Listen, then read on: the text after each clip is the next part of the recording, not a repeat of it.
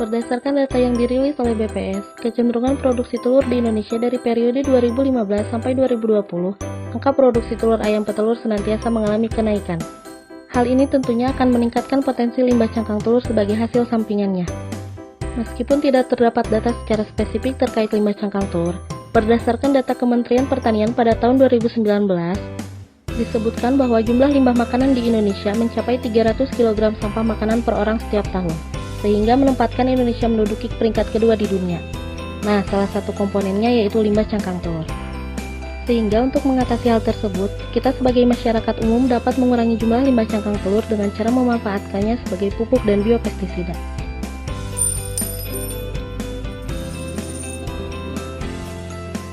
Cangkang telur merupakan salah satu sumber kalsium yang berguna untuk tanaman.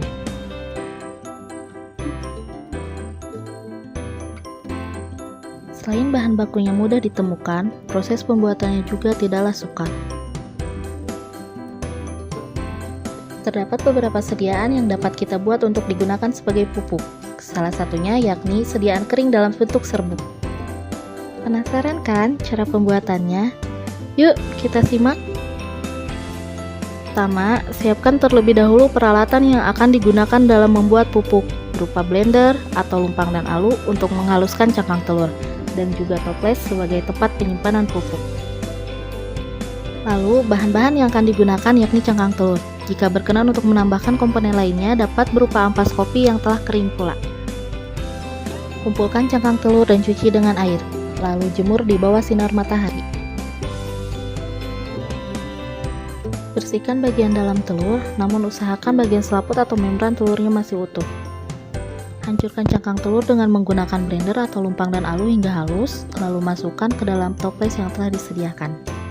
Serbuk yang telah siap pakai dapat segera diaplikasikan pada media tanam bersama dengan ampas kopi yang telah kering tadi. Nah, sekarang tanaman Anda telah mendapat nutrisi secara murah meriah. Selamat mencoba!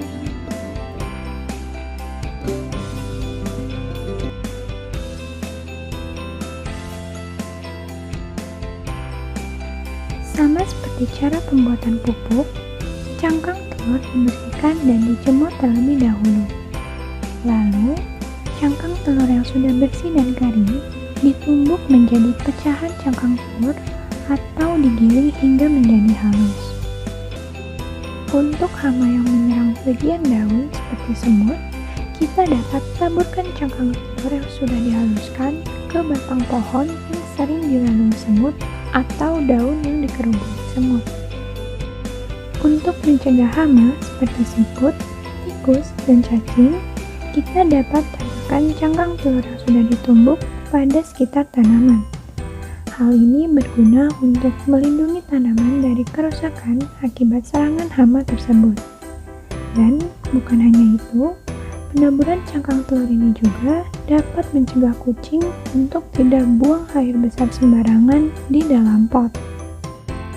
Meskipun sama-sama dalam bentuk serbuk, tentunya pupuk dan biopestisida memiliki fungsi yang berbeda. Produk pupuk biasanya ditambahkan pada media tanam agar kebutuhan terhadap zat hara yang diperlukan tanaman dapat terpenuhi, sehingga tanaman mampu tumbuh dan berkembang. Sedangkan biopestisida memiliki fungsi untuk mengendalikan pertumbuhan tanaman dengan cara mengendalikan hama yang akan menyerang tanaman.